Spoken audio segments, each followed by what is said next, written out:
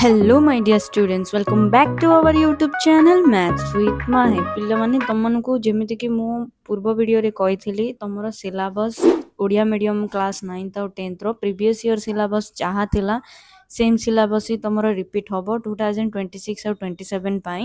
2025 ଆଉ 26ର ସିଲାବସ୍ ହିଁ ରିପିଟ୍ ହେବ।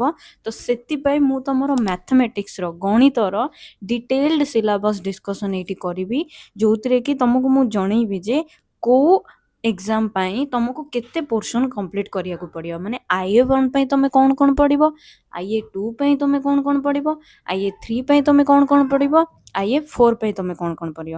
ତ ଏଇ ସବୁ ଜିନିଷକୁ ଆମେ ଏବେ ବୋଥ୍ ଆଲଜେବ୍ରା ଆଉ ଜୋମେଟ୍ରିର ଏଇଠି ଡିସ୍କସନ୍ କରିବା। ତ এই ভিডিওটি তুমি তুম সাংগমানଙ୍କୁ ବି ସେୟାର କରିଦିଅ ଆଉ ଲାଇକ୍ କର ଆଉ କମେଣ୍ଟ କର। ତାମାନେ ଇଏ ହେଉଛି ତମର କ୍ଲାସ୍ 10thର ମାଧ୍ୟମିକ ବୀଜଗଣିତ ଆଉ ମାଧ୍ୟମିକ ଜ୍ୟାମିତିର ମାନେ ଆଲଜେବ୍ରା ଆଉ ଜୋମେଟ୍ରିର ମ୍ୟାଥମେଟିକ୍ସର ସିଲାବସ୍, ଯେଉଁଟାକି ଡିଟେଲ୍ଡ ସିଲାବସ୍, ମାନେ କେଉଁ କେଉଁ ଚାପ୍ଟର ତୁମକୁ ପଢ଼ିବାକୁ ପଡ଼ିବ ସେ ଜିନିଷଟା ମୁଁ ତୁମକୁ ଏଇଠି କହୁଛି। ଦେଖ ତ ପିଲାମାନେ ଏଇଠି ତୁମକୁ କ'ଣ କହିଛି, ଦେଖ ବୀଜଗଣିତର କେଉଁ କେଉଁ ଚାପ୍ଟର କଥା କହିଛି, ସରଳ ସହ ସମୀକରଣ ଆଉ ଦ୍ୱିଘାତୀ ସମୀକରଣ ହେଲା, ମାନେ ଫାର୍ଷ୍ଟ ଚାପ୍ଟର ଆଉ ସେକେଣ୍ଡ ଚାପ୍ଟର।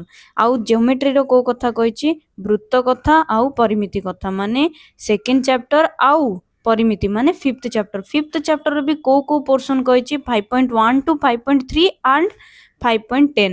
ତା ମାନେ 5A 5B କରିବ ତମମାନେ, ତା ସହିତ 5F ବି କରିବ ତମମାନେ। ଇଣ୍ଟରନାଲ ଆସେସମେଣ୍ଟ ମାନେ ତମର ଯେଉଁ ଆଗରୁ FA1 FA2 FA3 FA4 କହୁଥିଲ ସେଇଟା FA1 FA2 ନୁହେଁ, ଆକ୍ଚୁଆଲି ସେଇଟା IA1 ଇଣ୍ଟରନାଲ ଆସେସମେଣ୍ଟ। ତମକୁ ଏତିକି ଜୁଲାଇ ସୁଦ୍ଧା କମ୍ପ୍ଲିଟ୍ କରିବାକୁ ପଡ଼ିବ। ଯେଉଁ ସବୁ ମୁଁ ଜିନିଷ ଏଠି କହିଲି, ଯେଉଁ ସବୁ ଚାପ୍ଟର କଥା, ସେଇ ସବୁ ତମକୁ ଜୁଲାଇ ସୁଦ୍ଧା କମ୍ପ୍ଲିଟ୍ କରିବାକୁ ପଡ଼ିବ। ଏଠି 2025 ବଟ୍ ଏଇଟା ତମର 2027 ପାଇଁ, ବୁଝିଲ।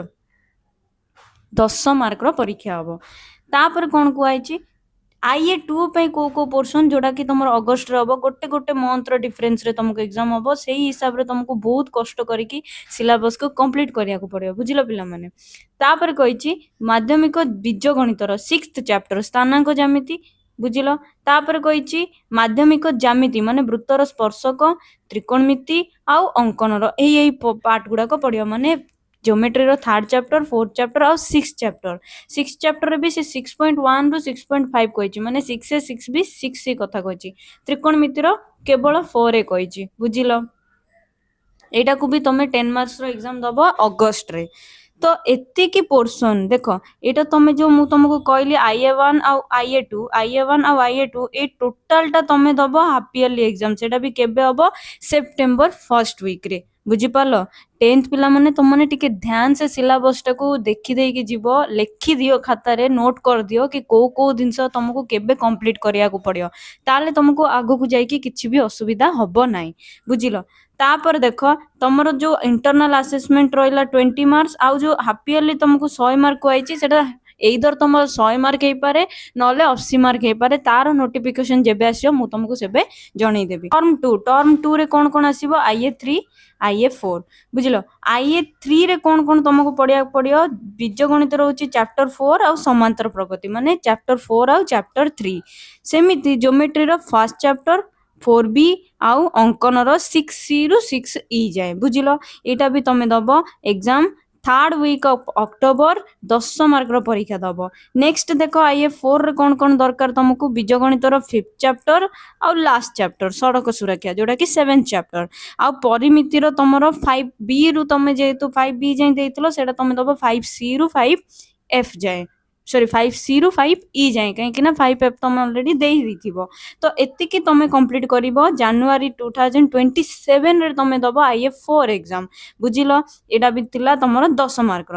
ଦେଖ ପିଲାମାନେ ଏଇଠି ସବୁଠୁ ଇମ୍ପୋର୍ଟାଣ୍ଟ କଥାଟା ମୁଁ କ'ଣ କହି ରଖୁଛି, ତମେ ଏଇ ଯେଉଁ IA4 ଏକ୍ଜାମ ଦେଲ ସେଇଟାର ପରେ ହିଁ ତମର ଆନୁଆଲ ଏକ୍ଜାମ ହେବ ଫେବୃଆରୀ ମାସରେ, ନୋ ଡାଉଟ୍। ଏ ବର୍ଷ ବି ଫେବୃଆରୀରେ ହେଇଥିଲା, ଆଗାମୀ ବର୍ଷକୁ ମଧ୍ୟ ଫେବୃଆରୀରେ ହିଁ ଏକ୍ଜାମ ହେବ। ବଟ୍ ମନେ ରଖିଥାଉ ଗୋଟେ ଜିନିଷ, ତମର IA1 IA2 IA3 ଆଉ IA4 ଏ ଯେଉଁ 4ଟା ଯାକ ତମେ ଏକ୍ଜାମ ଦେଇଥିବ, ତମମାନଙ୍କର କନଫ୍ୟୁଜନ୍ କି ଏ 4ଟା ଯାକର ଯାହା ଯାହା ପଡ଼ିଥିଲା ସେଇ ପୋର୍ସନକୁ ତମକୁ ଆନୁଆଲ ଏକ୍ଜାମରେ ପଢ଼ିବାକୁ ପଡ଼ିବ ନା ନାହିଁ। ଅଫକୋର୍ସ ତମକୁ ଟୋଟାଲ ସିଲାବସ୍ ପଢିବାକୁ ପଡିବ ବୋର୍ଡ ଏକ୍ଜାମ ପାଇଁ 2027 ପାଇଁ। ତ ବେସିକ୍ସ ରୁ ଆରମ୍ଭ କରି ସିଲାବସ ର ଶେଷ ପର୍ଯ୍ୟନ୍ତ ତମକୁ ସବୁ କିଛି bit by bit neat and cleanly ପାଠ ପଢିକି ଯିବାକୁ ପଡିବ। ତମର ଏକ୍ଜାମ ଫେବୃଆରୀ ମାସରେ ହବ 2027, ସେଇଟା ବି 100 ମାର୍କର ହବ ବୋର୍ଡ ଏକ୍ଜାମ। ତ ସେଥିପାଇଁ ସିଲାବସକୁ ଭଲ ଭାବରେ ଦେଖିକି ଭଲ ଭାବରେ ସବୁ କିଛି ଜିନିଷକୁ ବିଟ୍ ବାଇ ବିଟ୍ ମାଇନ୍ୟୁଟଲି ପ୍ରାକ୍ଟିସ କରିକି ଯାଅ, ତାହେଲେ ତମମାନଙ୍କର ଏକ୍ଜାମଟା ବହୁତ ଭଲ ହବ। ମୁଁ ଭାବୁଛି ତମମାନଙ୍କର ଡାଉଟଟା କ୍ଲିଅର ହେଇଥିବ। ଯଦି ତମକୁ ଭିଡ଼ିଓଟି ଟିକେ ବି ଭଲ ଲାଗିଲା ତାହେଲେ ଲାଇକ୍ କର, ସେୟାର କର ଆଉ ସବସ୍କ୍ରାଇବ ବି କର। ଆଉ ହଁ, ଆଗକୁ କୋଉ ଟପିକ ଉପରେ ତମକୁ ଭିଡ଼ିଓ ଦରକାର ମ୍ୟାଥର ସେଇଟା ମୋତେ କମେଣ୍ଟ କର, ମୁଁ ତମମାନଙ୍କ ପାଇଁ ସେଇ ଭିଡ଼ିଓ ବନେଇକି ନେଇକି ଆଣିବି।